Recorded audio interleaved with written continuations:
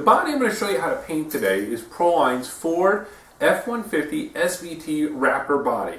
Now it's the Flo-Tek version. That means this body is designed with a number of places for air to flow out after you cut holes in the body.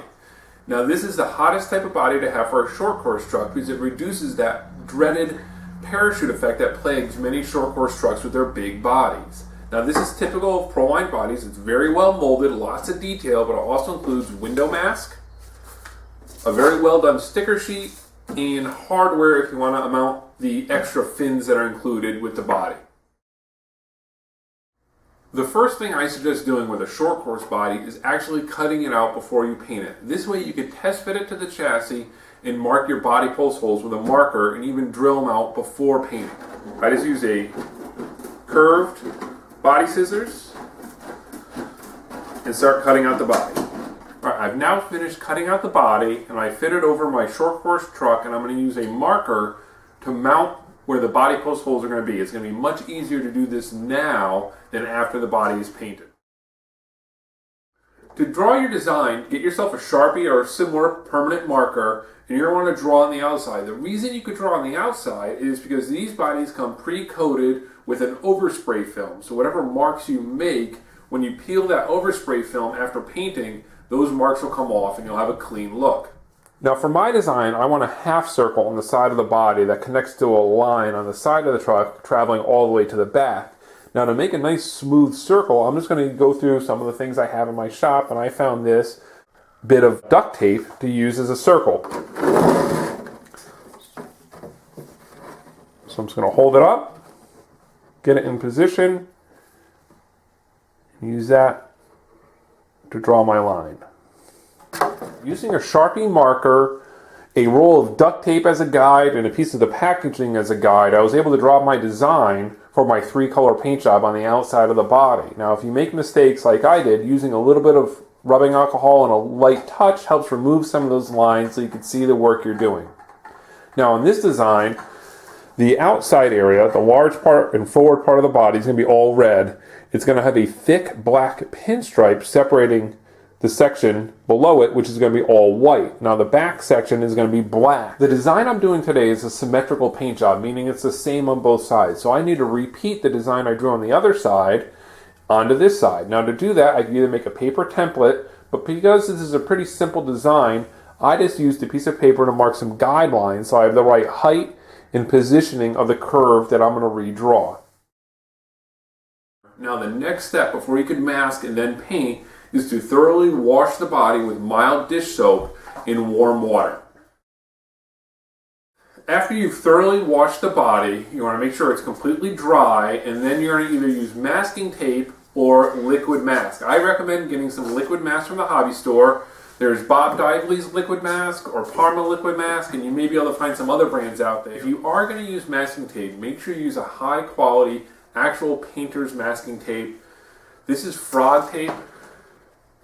This has a much better edge. I don't recommend, even when using a tape like this, however, to use the edge of the tape as your edge. You should completely mask it and then cut out any edges so you have a fresh, clean, straight edge for your painting. Even on paint like this, if you use it as the edge, the lines will be a little jagged and a little rough and won't be as fine, crisp, and clear as if you cut them with a hobby knife. Applying the liquid mask is pretty easy. I just pour a small amount into the roof of the body, of course on the inside, and I take some of these inexpensive brushes that are essentially disposable and I start spreading it around. Now I'm going to use 2, if not 3 coats of this. Now this is what 1 coat of the liquid mask looks like. I try to do all the brush strokes in one direction. When I put the second coat on, I'll put it on a little bit thicker, and I'll try to do most of the brush strokes in the other direction. All right, I'm now putting on the second coat of liquid mask, and when I did the first coat, I went most of my strokes from front to back. Now I'm doing them from side to side. This helps make sure I have good coverage. I'm now waiting for the second coat of liquid mask to dry, and when it's dry, I may decide to do a third coat, but you may be wondering why I chose liquid mask over traditional masking tape. The reason I like liquid mask, even though it's messier and it makes the process take a little bit longer, is that the liquid mask dries to a point where it's almost clear. It's very easy to see through, and it makes it very easy to follow the design I've drawn on the body. One of the keys to successfully using liquid mask is waiting for it to completely dry before cutting it and lifting off sections to paint. If it's still wet, it won't cleanly lift off and it will leave behind a residue or just create a mess and you'll have to start over.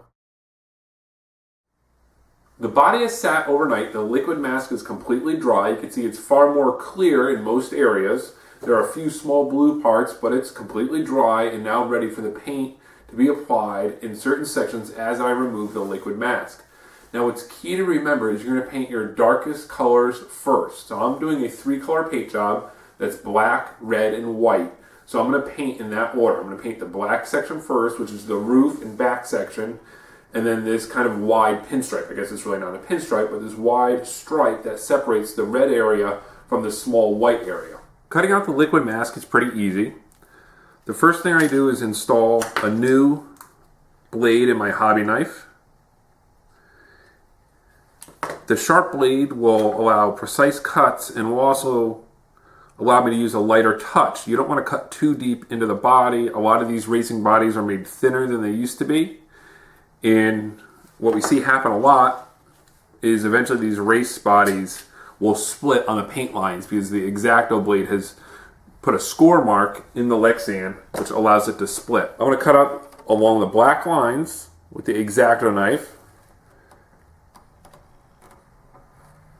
And in certain sections, I'll use a piece of cardboard stock just as a guide so I get nice straight lines. And I'll also use the same roll of duct tape as a guide for the knife when I do the curved edges. Or I could just do it by hand. Some race bodies, they have a pretty short lifespan.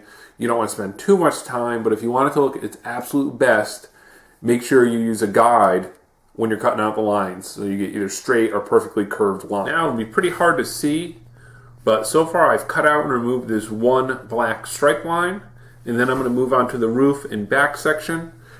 After I peel away the liquid mask, I'll spray paint a very light coat for the initial coat of the black. I'm about to put the first coat of paint on, and this is a good time to give you the best tip for painting a body. Whether you're doing a 1-color, 2-color, or 3-color, or even using an airbrush, use a very light first coat. That's crucial. If you put too heavy of a coat on, the paint will run or it will leak under masks. Use a very light coat. I just completed the first coat. Now, you'll notice that I didn't go for complete coverage. I'm not trying to absolutely black out those lines. It's just a dusting. Another important thing to remember when painting, besides using that light coat that we just can't stress enough, is to use smooth motions that go from one end completely past the area you're painting. Don't hold the can in place ever. Keep it moving, and you'll have much better results. You're going to want to make sure the paint is completely dry before moving on to another coat. The best way to tell if the paint is dry is that you'll notice it go from very shiny to dull, and when it's dull, then you could apply another coat of paint. I've now completed the first coat of the second color. We're really getting in towards like the home stretch here, and you're going to start seeing this paint job take shape. Again, this is just the first coat. It looks a little bit darker because the red covers well, but it's very much just a dusting of color. This is the finished product minus stickers and decals. But you can see we have a nice, simple 3-color paint job. We have a black roof section and back section, the red main body, and then the white accents on the side. This is kind of the RC truck stop team colors, if you will. And now, like I said, all that's left to do is decal it up, and we'll take another look at it. We've removed the overspray film. I've applied the numbers plate and spoilers for the back, and I've completely decaled it the way I want it for racing. Now keep watching the video for a series of tips for painting your first multicolor paint job.